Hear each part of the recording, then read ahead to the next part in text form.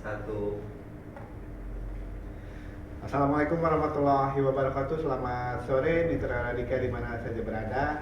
Sore hari ini kita akan berbincang-bincang terkait dengan Undang-Undang Nomor 1 Tahun 2022. Dan kesempatan sore hari ini saya Piping ditemani dengan Neng Mira. Selamat sore Neng Mira. Selamat sore Kang. Iya. Dan sore hari ini kita kedatangan tamu dari mana Neng Mira? Iya betul, kita kedatangan tamu dari Samsat Majalengka, yaitu Pak Dwi sebagai Kepala Pusat Pengelolaan Pendapatan Daerah Kabupaten Majalengka. Selamat sore Pak. Selamat sore Kang Piping. Juga kita kedatangan tamu dari Bank BJB Cabang Majalengka, Kang Bara. Selamat sore. Selamat sore Neng. Ya. Dan dua tamu istimewa kita untuk sore hari ini kita akan berbincang-bincang terkait Undang-Undang Nomor 1 Tahun 2022 ya Teh Mira. Betul. Dan barangkali ini sebagai tamu istimewa bisa memperkenalkan dulu. Mangga kepada Pak Dwi untuk memperkenalkan diri. Baik, terima kasih. Assalamualaikum warahmatullahi wabarakatuh. Selamat sore Kang Piping, Teh Mira dan Kang Bara. Perkenalkan, nama saya Dwi Yudi. Sekarang saya sebagai Kepala Pusat Pengelolaan Pendapatan Daerah Wilayah Kabupaten Majalengka. Ya. Mangga. Siap, terima kasih Miran sama Kang Pipi. Izin Pak Dwi, Baraya Mitra Radika, Baraya Samsat juga nasabah setia Bank BJB dimanapun berada. Terima kasih. Perkenalkan, saya dengan Bara, bagian Relationship Officer Institusi di Bank BJB Cabang Majalengka. Dan sore hari ini merupakan sore yang sangat menyenangkan ya kalau kita sambil ngabuburit ya Neng ya. Suasana baru. Ya, kita sambil ngabuburit bersama dengan dari DP Bapeda Provinsi Jawa Barat dan juga dari Bank BJB. Kita akan membahas tentang Undang-Undang Nomor 1 Tahun 2022. Kepada Pak, di tahun 2024 ini sudah diberlakukannya Undang-Undang Nomor 1 Tahun 2022 tentang hubungan keuangan antara pemerintah pusat dan pemerintah daerah. Iya, betul. Apa yang menjadi catatan penting dibandingkan dengan undang-undang sebelumnya tuh Pak, yang menjadi kewenangan pemerintah provinsi terkait pajak daerah tersebut? Baik, terima kasih Neng Miran. Jadi Undang-Undang 1 tahun 2022 ini mulai diberlakukan tahun 2024. Salah satu poin pentingnya yaitu adalah penambahan mata pajak yang menjadi kewenangan provinsi. Yang semula hanya 5, sekarang menjadi 7.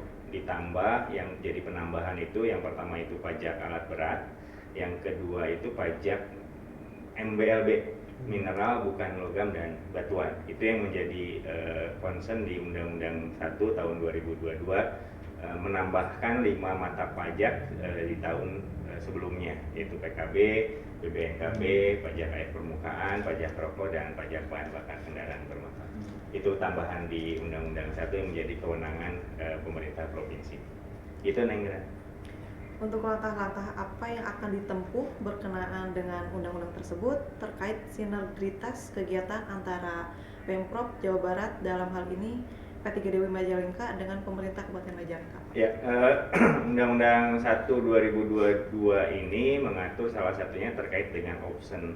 Option itu adalah tambahan option PKB dan option BBNKB, dan kemudian itu bagi pemerintah kabupaten dan option MBLB bagi pemerintah provinsi. Sehingga dulu dikenalnya dengan nama dana bagi hasil. Nah, dengan Undang-Undang 1 tahun 2022 itu dikenalnya dengan nama option. Sehingga kemungkinan besar akan ada penambahan pendapatan asli dari sektor PKB bagi kabupaten kota. Sehingga itu yang harus mewajibkan kami dari pemerintah provinsi sebagai filosofi dari sinergitas antara pemerintah provinsi dan kabupaten kota untuk membicarakan jenis-jenis kegiatan yang bisa berkolaborasi antara pemerintah provinsi dan kabupaten kota, karena dua-duanya bukan entitas yang terpisah tetapi entitas yang saling berhubungan dan saling membutuhkan. Karena ketika kami tidak disupport oleh kabupaten, ya kemudian penerimaan kabupaten juga akan berpengaruh terhadap besarannya yang diterima kabupaten kalau tidak ada saling support dari kabupaten. Begitu pula dari kami di pemerintah provinsi yang mendapatkan option MBLP juga kalau tidak ada supportnya dari kabupaten kota, ya kami juga tidak akan dapat peroleh pendapatan tambahan dari sektor MBLP. Gitu Kang Pipin, saya kira. Jadi peran pemerintah daerah juga sangat penting untuk Iya. kolaborasi di Betul. pemangku kebijakan dari provinsi juga, Pak. Sangat, ya sangat penting karena memang terkait dengan soal tadi bahwa kemudian akan ada penambahan pendapatan dari option itu yang kemudian kalau kita pengen sama-sama memperoleh pendapatan asli daerahnya lebih besar maka perlu kerjasama bukan kerja masing-masing gitu iya, ya. betul. Jadi harus kerjasama. Kalau kabupatennya masing-masing, kita masing-masing ya mungkin datar-datar aja kemudian tidak akan memberikan hal yang signifikan. Padahal filosofi undang-undang ini adalah memberikan hal sesuatu yang signifikan bagi daerah. Iya. Terus masyarakat Majalengka juga ini Pak mungkin merasa awam ya terkait undang-undang yang baru ini karena mungkin belum tahu persis seperti apa gitu Pak. Iya betul Kang Pipin. Jadi memang undang-undang ini kan baru tahun 2022 yang kemudian akan diberlakukan mulai 2024. Memang secara tidak langsung masyarakat tidak akan merasakan keberadaan undang-undang ini karena memang ini lebih pada soal bagi hasilnya, gitu ya. Soal bagi hasilnya dari pembayaran pajak yang dilakukan oleh masyarakat, sehingga masyarakat tidak akan secara langsung menerima manfaat karena pajak mah tidak akan secara langsung diterima manfaatnya oleh masyarakat, tetapi kemudian pemerintah kabupaten akan menerima manfaatnya setelah pajak itu dikumpulkan yang kemudian dari besaran option itu.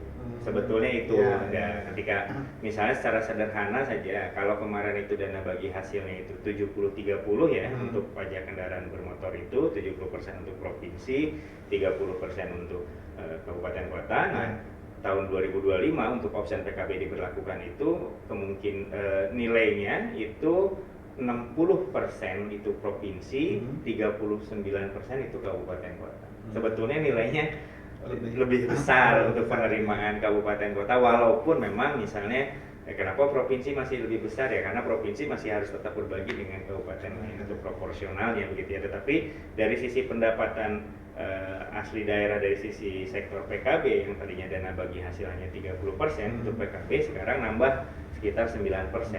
Ya itu kan lumayan besar kalau hitungannya pendapatannya besar gitu kan. Apalagi kalau perhitungan tiap tahun juga kan pendapatan itu pasti naik terus Pak ya. Betul Kang Pipin. Nah, sebagai tambahan saja untuk yang option sekarang itu sistemnya malah lebih direct. Jadi langsung ya, langsung hari itu. Jadi bahasa kami itu sudah di-splicing. Kalau tahun-tahun sekarang dan tahun-tahun sebelumnya itu kemudian penyalurannya itu per bulan. Pak Bara, Kang Bara ya, penyalurannya per bulan, 1 bulan penerimaan berapa, kemudian kami bagi 70-30, 70 provinsi, 30 kabupaten. Nah, dengan undang-undang yang baru ini, penerimaan harian pun langsung dibagi ke kabupaten kami, gitu. Jadi misalnya sederhana lah, gitu ya, sederhananya misalnya 100.000 pajak yang kami terima melalui Samsat itu secara sistem dibantu dari teman-teman BJB juga untuk splicing itu langsung dibagi 60. Misalnya ya 60 sekian, 60% itu masuk ke provinsi, 39% itu langsung ke rekeningnya kabupaten kota. Jadi tidak menunggu lagi hitung-hitungan di akhir gitu ya. Sekarang itu langsung dibagi di tiap transaksi langsung spacing Kang Bipin. Kalau tahun kemarin berapa Pak pendapatan yang dikelola oleh pihak P3RW Kabupaten Majalengka sendiri? Tahun kemarin sih alhamdulillah kita mencapai 100% ya, itu ada sekitar lebih dari 130 M pendapatan kita ya, tinggal dikalkulasikan lah di 70-30-nya seperti apa. Tetapi alhamdulillah pencapaian kita di angka 131 M untuk realisasi tahun kemarin. Ya. Dan Mitra Dika itu mungkin pajak kendaraan bermotor ya yang dikelola oleh pihak P3RW Kabupaten Majalengka. Dan Mitra Dika jangan lupa bahwa pajak itu kan untuk pembangunan yang ada di wilayah Kabupaten Majalengka juga ya, termasuk perbaikan jalan, prasarana yang lain ya. Jadi buat masyarakat Majalengka jangan lupa kita tetap harus patuh terhadap pembayaran pajak walaupun mungkin keadaan kita, tapi tetap pajak itu harus tetap kita bayarkan gitu demi pembangunan kelangsungan yang ada di Kabupaten Majalengka sendiri. Pak Kepala ini terkait ada hal yang menarik dari 7 jenis pungutan pajak, Iya. yaitu pajak alat berat. Iya. Bagaimana pengertian alat berat dan jenis alat berat yang kena pajak tersebut, Pak? Ya, seperti tadi saya sampaikan, dari 5 menjadi 7 mata jenis mata pajak, salah satunya adalah alat berat. Nah, kalau berdasarkan definisi dari Undang-Undang 1 tahun 2020, alat berat itu adalah alat yang diciptakan untuk membantu pekerjaan manusia. Intinya seperti itu. Jadi pekerjaan-pekerjaan berat yang kemudian tidak bisa dilakukan oleh manusia kemudian dibantu oleh satu alat. Ya, alat berat yang tetapi kemudian kita definisikan lagi yang beroperasi menggunakan motor dan atau tanpa roda dan tidak melekat secara permanen. Jadi dia sifatnya tidak stasioner. Misalnya dikenal juga lift itu termasuk alat berat karena dia akan membantu barang naik dari atas ke bawah. Tetapi karena sifatnya permanen itu tidak dihitung sebagai objek yang dikenakan pajak. Nah, jadi kalau sederhananya mungkin contohnya itu beko ya, betul, terus forklift. Nah, itu yang kemudian kena ya, dikenakan pajak alat berat. Untuk diketahui sebetulnya pengenaan pajak alat berat ini 2017 ya, 2017 itu juga sudah diberlakukan. Namun demikian ada satu dan lain hal kemudian ditunda pemberlakuan ya Kang Pipin. Sebetulnya sampai ke Mahkamah Konstitusi untuk ditunda karena satu dan lain hal yang kemudian masih belum clear lah ya, baik dari sisi kami dari pemerintah maupun dari teman-teman dari perusahaan atau pemilik alat berat. Nah, di 2024 ini berdasarkan Undang-Undang 1 itu kami harus melakukan itu. Melakukan pemupukan terhadap alat berat tersebut. Dan mudah-mudahan tidak lagi ada hal-hal yang mengganggu dari sisi regulasi sehingga penerapan pajak alat berat bisa diterapkan di tahun 2024 ini. Ya. Gitu, Karena kan di majalahnya itu kan pembangunan udah mulai banyak Pak ya, termasuk pabrik, termasuk itu kan mereka menggunakan alat berat tersebut. Bagaimana pihak dari P3DO sendiri untuk mensosialisasikan kepada para pengusaha atau pihak swasta yang mempunyai alat berat tersebut, Pak? Ya, sejak awal Januari, sejak diberlakukannya undang-undang ini, yang kemudian kami dapat arahan dari pimpinan untuk segera melakukan pendataan dulu, Kang. Pendataan ke perusahaan-perusahaan yang ada di seluruh Majalengka, kita datangin, itu mungkin lebih dari 30 perusahaan, kita coba kunjungi, kita kemudian bagi berdasarkan prioritas, skala prioritas berdasarkan jumlah kepemilikan atau penguasaan dari kendaraan atau alat berat itu, sehingga nanti kita lebih mudah lagi dalam melaksanakan pendataan itu. Nah, memang semuanya juga pada kaget, kan gitu ya. Iya, ada pajak baru nih, tetapi kemudian dengan pendekatan yang humanis dan kita ngobrol begitu ya, akhirnya mereka juga memahami. Bahasanya sih sederhana, kalau memang itu sudah regulasinya ya kami harus ikut lah dengan ketentuan itu ya kami siap. Nah, sekarang tahapnya alhamdulillah belum ada komplain dari para pengusaha di Majalengka. Alhamdulillah semuanya menyambut baik begitu dan siap melaksanakan ketentuan dalam peraturan perundang-undangan ini kami pimpin. Jadi ya saya juga mengucapkan terima kasih banyak nih ke perusahaan-perusahaan yang sudah kami datangi kemudian memberikan data terkait dengan alat beratnya sehingga menjadi objek penagihan pajak kami di tahun 2024 ini Kang. Ya. Jadi gitu Neng, jadi kita sesuai dengan undang-undang yang tadi terkait alat berat tersebut, barangkali ada tetangga atau dari pihak keluarga Neng mungkin harus disosialisasikan ke mereka gitu kalau punya alat berat. Itu Pak Haji kan tadi ada yang 30 perusahaan. 30 perusahaan. Sistem dari alat berat tersebut pajaknya seperti apa? Kayak bulldozer atau itu? Oh ya.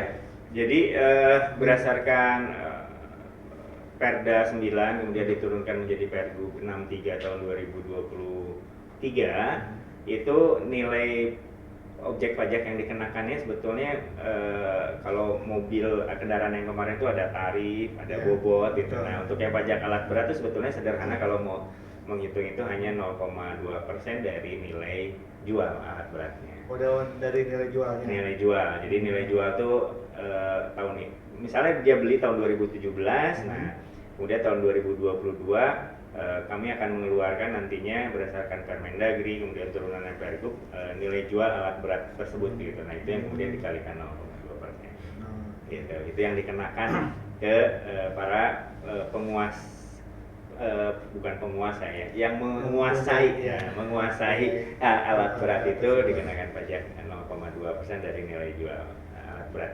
Dan kalau terlambat ya cuma 1%.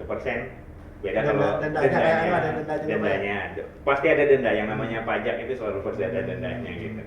Itu 1% tiap bulannya. Tapi perhitungannya per tahun juga sama kayak kendaraan bermotor, Pak? Tiap bulan, Pak. Kendaraan bermotor juga tiap bulan, Pak, 2%. Ya, 2%. 1% kalau alat berat 1%. Gitu. Dan juga Pak Dwi, di era digitalisasi ini kan mulai pembayaran online, belanja juga online, dan jumlah pelaku transaksinya makin hari kan makin meningkat.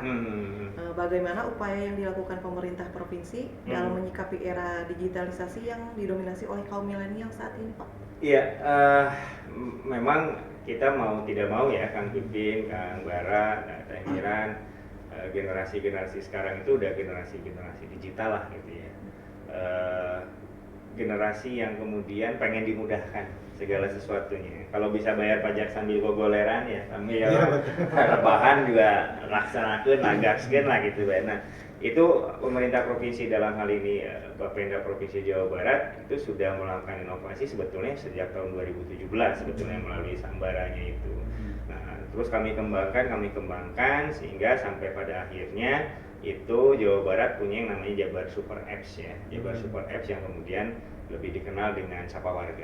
Nah, Sapa Warga itu yang kemudian di dalamnya ada berbagai macam layanan buat publik gitu. Salah satunya adalah Sambara. Jadi kalau sekarang itu banyak yang nanya ke kami kenapa Sambaranya nggak jalan? Karena memang sekarang sudah masuk transisi, kemudian harus masuk lewat Sapa Warga. Gitu. Jadi kalau Sambaranya nggak jalan ya, kan Sambara sudah cukup lama dikenal masyarakat. Gitu. Sekarang biar memudahkan masyarakat dalam satu aplikasi, semua layanan publik itu masuknya di Sapa Warga. Nah, jadi sekarang Sambaranya kita cut off, kita pindah ke Sapa Warga. Sapa Warga juga fitur-fiturnya sebetulnya lebih canggih dibanding Sambara ya. Salah satunya yang sering kita gunakan adalah soal proteksi kendaraan. Sapa Warga itu bisa langsung proteksi yang biasanya kemudian proteksi kendaraan itu harus datang ke Samsat Induk untuk melakukan proteksi, sekarang dengan handphone sendiri, dengan nik sendiri itu bisa lakukan proteksi. Itu Neng Miran dengan proteksi digitalisasi. Itu berarti untuk pemblokiran kendaraan, Pak ya? Iya, biar nggak kena progresif. Kalau sudah dipindah tangan kan sebetulnya memang harus segera diproteksi sebetulnya sehingga tidak dimanfaatkan. Ya kita khawatir dimanfaatkan untuk hal-hal yang tidak baik lah ya kendaraan.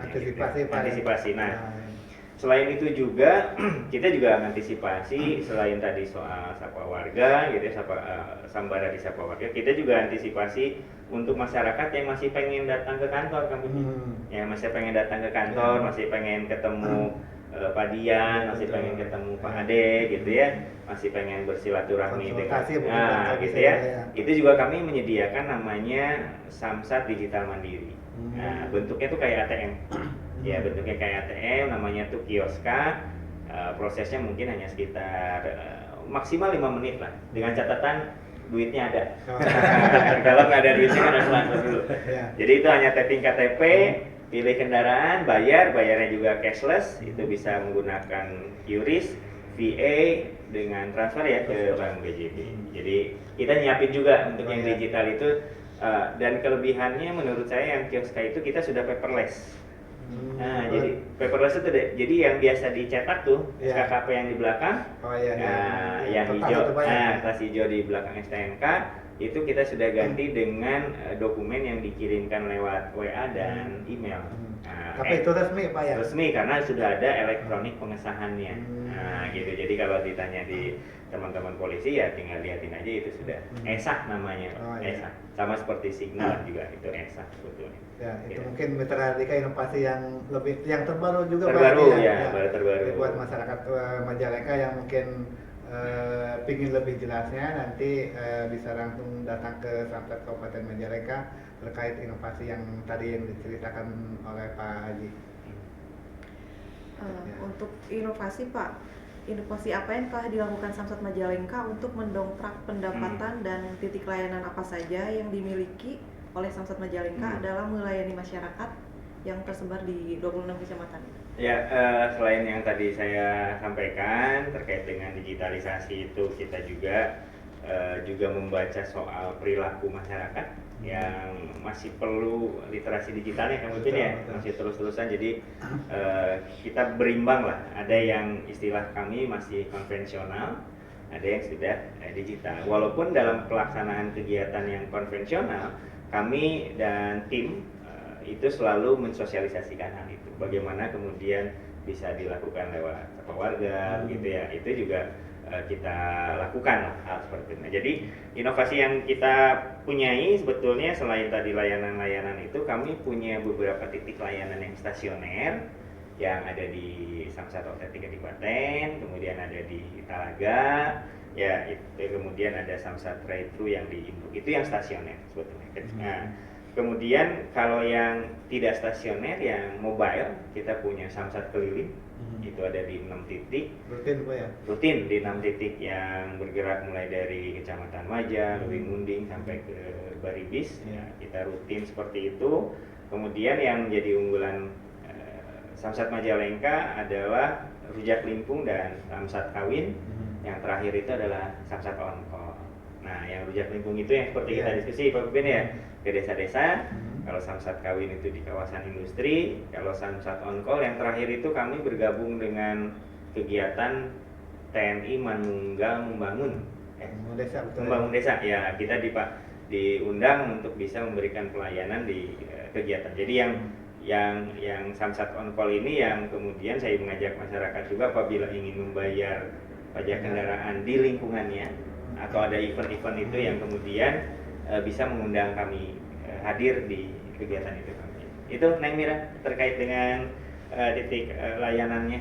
Dan terakhir sih sebetulnya kami menyambung dengan Undang-Undang 1 HKPD tadi, kami juga akan membuka layanan berupa kioska di kantor Bapenda Kabupaten Majalengka. Oh, iya. Nah, itu yang jadi inovasi kami.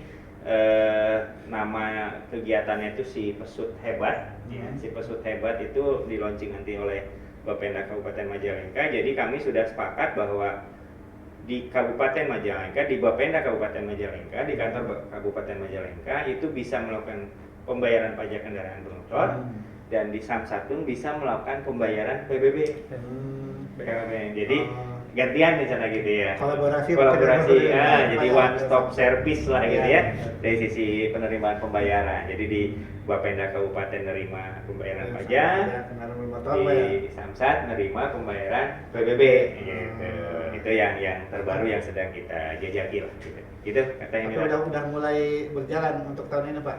Belum Pak, karena alatnya baru datang kemarin ya, minggu kemarin. Kami harus setting dari sisi secara teknis lah, secara teknis kesisteman, karena sistemnya kan terpisah nih antara tadinya PKB gitu ya dengan PBB kan terpisah pengelolaannya. Nah sekarang bahasa teknisnya kita butuh API-nya lah. Tapi mudah-mudahan dalam waktu yang tidak terlalu lama, karena yang penting kebijakannya sudah valid lah gitu ya, tinggal secara teknisnya saja lah gitu. Itu kan mungkin. Ya. Itu Pak, dari inovasi-inovasi yang tadi ada Rujak Limpung, terus Samsat, ada juga tadi yang masyarakat boleh meminta kepada Samsat Majalengka untuk datang ke lokasi tersebut. Itu gratis atau mungkin harus persyaratan harus gimana Pak? Wah, sangat gratis Pak kalau itu. Cuman kami berharap salah satunya adalah masyarakat pengundang kami itu minimal sudah punya data minimal 20 yang sudah siap bayar. Oh, berarti 20 wajib pajak. Nah, yang siap bayar gitu. Tapi memang kadang-kadang kami juga melakukan survei, misalnya kalau sudah ada telepon misalnya ya, tim kami telepon Pak pengen buka layanan di desa ini begitu. Biasanya teman-teman lakukan survei dulu. Kira-kira lagi panen atau belum, ada kegiatan apa gitu ya. Jangan sampai kemudian pernah kejadian begitu, kejadian kami walaupun itu bagian dari pekerjaan gitu ya, minta datang gitu, ya minta datang di daerah Bantar Rujik malah ya saya lupa begitu pada waktu itu, semangat, tiba-tiba datang ke sana cuma 2 WP. Nah, tapi kemudian ya itu kan jadi catatan bagi kami nih. Oh ya, harus lebih dalam lagi interviewnya betul tidak dan lain sebagainya. Tapi bukan berarti kemudian kami tidak akan melayani. Kami semua permintaan kami layani dan alhamdulillah belum pernah ada yang kami tolak, Kang Pipin ya. Belum pernah ada yang kami tolak untuk kami datang ke desa yang rujak lingkung atau Samsat on call itu kami pasti hadir itu. Karena sesuai dengan misi kami yaitu mendekatkan mendekatkan layanan kepada masyarakat. Ya, jadi buat Neng ya kasih informasi dulu buat masyarakat Majalengka, barangkali mungkin di lingkungan atau mungkin ada komunitas yang punya kegiatan, barangkali untuk sebagai kolaborasi dengan pihak Samsat Majalengka untuk membuka layanan pajak bisa juga ya Neng ya. Jadi buat masyarakat Majalengka silakan datang aja ke Samsat Majalengka. Nanti Anda bisa menghubungi dengan ada Pak Ade yang ada di sana lah yang bisa untuk menjelaskannya. Untuk lebih lanjut selanjutnya, Kang Bara, ini nih saya sering dengar tentang agen laku pandai dari Bank BJB. Apakah istilah laku pandai merupakan singkatan dari sesuatu atau merujuk pada program atau layanan tertentu yang ditawarkan oleh bank tersebut? Baik, Teh Mira, makasih Kang Piping, Pak Dwi. Memang terkait laku pandai merupakan singkatan dari layanan keuangan tanpa kantor yang merupakan program keuangan inklusif gitu. Jadi penyediaan layanan perbankan tersebut kita bekerja sama dengan pihak lain gitu. Pihak lain yang biasa disebut dengan agen bank. Jadi sapaannya nih kalau agen laku pandai atau nasabah laku pandai, agen laku pandai gitu. Tujuannya memang untuk memudahkan layanan keuangan perbankan sehingga terjangkau gitu. Salah satu misi Bank BJB juga kan meningkatkan layanan inklusi keuangan melalui digitalisasi perbankan. Dan di sini bukan hanya memberikan kemudahan terkait layanan keuangan, juga memberikan layanan pembayaran pajak khususnya gitu. Tapi berarti itu pelakunya atau itunya pihak ketiga atau masyarakat umum juga bisa Pak? Ya, pihak ketiga ya, masyarakat umum gitu Pak. Jadi semua sebenarnya bisa menjadi agen laku pandai dengan adanya persyaratan salah satunya mungkin SKU gitu. Berarti tidak rumit ya? Ya. Kalau si agen tersebut untuk mendaftarkan jadi agen laku pandai ke pihak BJB. Betul. Persyaratnya apa tadi Pak? Yang paling pertama wajib menjadi nasabah kita dulu Pak. Oh iya. Ya betul. Jadi nasabah. Selebihnya itu bisa menyesuaikan. Yang penting itu ada SKU dan lain sebagainya. Gitu. Terus di tabungan tersebut minimal harus ada saldo mungkin Pak. Betul. Kira-kira saldonya berapa yang ada batasan maksimal atau minimal tidak ada sih, menyesuaikan kebutuhan transaksi. Karena memang terkait agen laku pandai ini kita memberikan sarana prasarana aplikasi yang berupa mesin edisi Pak gitu untuk kemudahan transaksi. Bukan hanya untuk pembayaran saja, tapi kelebihan laku pandai Bank BJB bisa memberikan fasilitas pembukaan rekening Pak gitu. Sehingga masyarakat yang memang kurang terjangkau terhadap layanan perbankan akan memberikan kemudahan gitu terkait kebutuhan tersebut gitu. Lebih mempermudah ya. Betul. Jadi buat mitra Radika yang kebetulan ingin menjadi agen tersebut silakan datang ke kantor Bank BJB terdekat ya. Lebih mudah, dan itu mungkin salah satu menambah income ya buat masyarakat juga gitu ya. Betul Pak. Ya, betul. Selain untuk membantu pemerintah dalam menarik kuota pajak tersebut kita. Ya. Nah, untuk selanjutnya, apakah ada layanan perbankan lainnya yang ditawarkan kepada lembaga atau perusahaan yang membantu dalam proses pembayaran pajak? Tentu ada yang namanya internet banking ya. Internet banking bukan hanya disediakan untuk nasabah pribadi atau perorangan saja, kita juga memiliki layanan internet banking corporate yang mana itu bisa diaplikasikan kepada nasabah kami, nasabah lembaga atau perusahaan atau calon nasabah kami untuk menggunakan transaksi melalui internet banking sehingga melaksanakan transaksi atau melakukan transaksinya bisa mandiri, transparan dan nyaman. Hal tersebut juga sudah diaplikasikan kepada pemerintah daerah Kang Piping di Kabupaten Majalengka sehingga adanya sinergi dengan pemerintah daerah sangat luar biasa untuk memberikan dampak yang sangat besar gitu kepada pemerintah. Termasuk mungkin kolaborasi antara Samsat Majalengka dengan pihak BJB dalam pembayaran pajak secara online Pak ya. Betul. Kayak itu layanan dari mana Pak, maksud di layanan apa itu? Untuk lebih praktis masyarakat ingin bayar pajaknya, kalaupun hari libur kita ini, tapi kan tetap pajak tetap harus bayar gitu ya. Betul. Nah, ada layanan di program apa itu? Ya, itu kan salah satunya. Yang pertama terkait agen laku pandai, terkait internet banking, inline dengan inovasi dari pemerintah provinsi dan pemerintah daerah terkait adanya Sambara, munculnya tagihan atau kode bayar ya. Nah, itu bisa dipaymentkan melalui layanan BJB, khususnya tadi internet banking corporate. Dan juga bukan hanya masyarakat jadi yang bisa memanfaatkan layanan kemudahan tersebut, juga mitra-mitra Samsat juga nih, seperti dealer-dealer untuk kendaraan baru juga kan bisa disediakan pembayarannya melalui internet banking gitu. Kalau cabang-cabang BJB yang ada di Majalengka itu ada tiap kecamatan tidak Pak?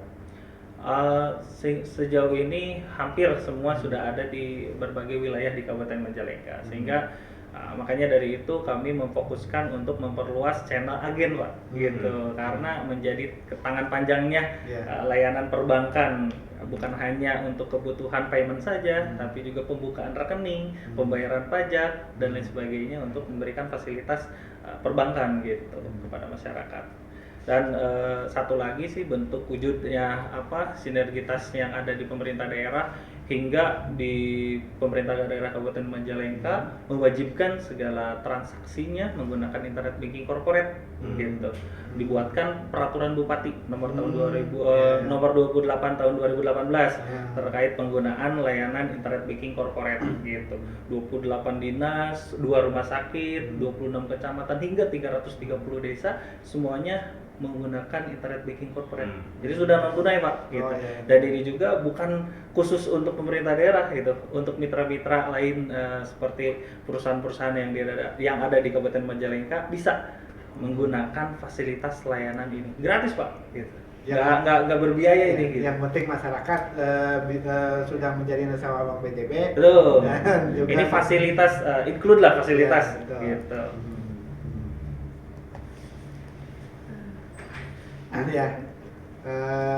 Itu mungkin Mitra Radika perbincangan kita sore hari ini semakin seru ya. Betul. Perbincangan sore hari ini dengan dua narasumber yang telah hadir di hadapan kita, dan mudah-mudahan ini akan menjadikan satu informasi ataupun pengetahuan buat masyarakat Kabupaten Majalengka tentang keberadaan Undang-Undang Nomor 1 Tahun 2022 terus tentang pajak daerah dan juga pajak kendaraan bermotor, dan juga ini dari pihak Bank BJB yang memfasilitasi terkait pembayaran pajak yang lebih simpel dan lebih kolaborasi dengan pihak pemerintah yang ada di Kabupaten Majalengka khususnya itu. Barangkali harapan dari P3D Kabupaten Majalengka Pak Haji terkait kedepannya seperti apa, atau dengan adanya program-program yang ada di Samsat Majalengka?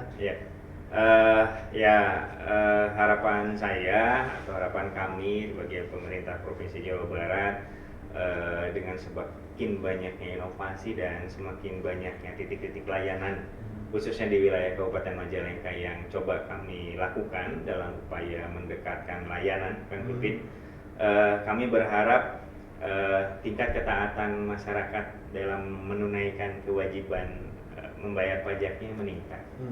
Jadi sudah tidak enggan lagi atau sudah tidak ada lagi alasan karena merasa jauh gitu dengan titik layanan. Kan masih banyak tuh yang mau bayar pajak tuh jauh cenah ogah gitu ya.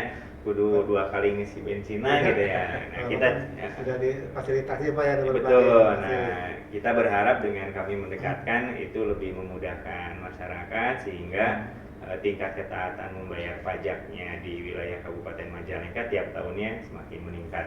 Dan itu harapan kami, dan kami juga mengajak bahwa kemudian pajak yang masyarakat bayarkan juga akan pasti kembali untuk masyarakat gitu ya. Walaupun memang kadang-kadang masyarakat pengen secara langsung gitu ya, Kang Pin, kayak makan cabai gitu ya, kerasa pedasnya. Tetapi kami mencoba untuk mengajak masyarakat untuk lebih taat lagi membayar pajak, karena sekarang sebetulnya sudah dimudahkan juga. Sebelum jatuh tempo, 6 bulan sebelum jatuh tempo pajak kendaraan itu sudah bisa bayar pajak dan tidak merubah tanggal jatuh temponya sebetulnya. Jadi kan kadang-kadang masih ada juga yang berpikir kayak pulsanya kan, mungkin ya nanti aja lah, belum habis masa lakunya gitu. Nah kalau pajak jatuh temponya tidak berubah tapi sudah bisa dibayar 6 bulan sebelum itu. Jadi terakhir ayo pada seluruh pemegang kendaraan bermotor di wilayah Kabupaten Majalengka, jangan lupa untuk bayar pajaknya tepat pada waktunya. Itu karena pajakmu untuk Jawa Barat. Gitu. Gitu, Kang Jen. Ya. Dan mungkin dari Bank BJB sendiri ada harapan-harapan buat masyarakat Majalengka terkait untuk membayar pajak dan memanfaatkan fasilitas dari pihak BJB sendiri? Ya, baik.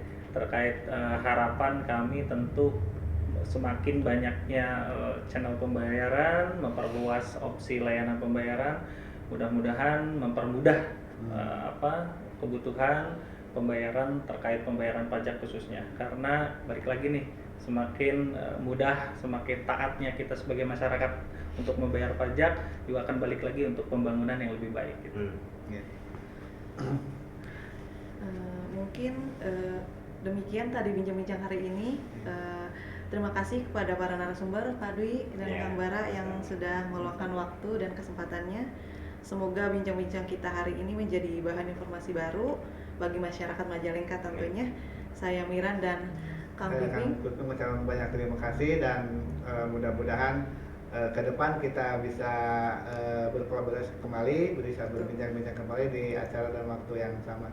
Dan saya mengucapkan banyak terima kasih kepada narasumber kita. Sama-sama. Wassalamualaikum warahmatullahi wabarakatuh. Waalaikumsalam warahmatullahi wabarakatuh.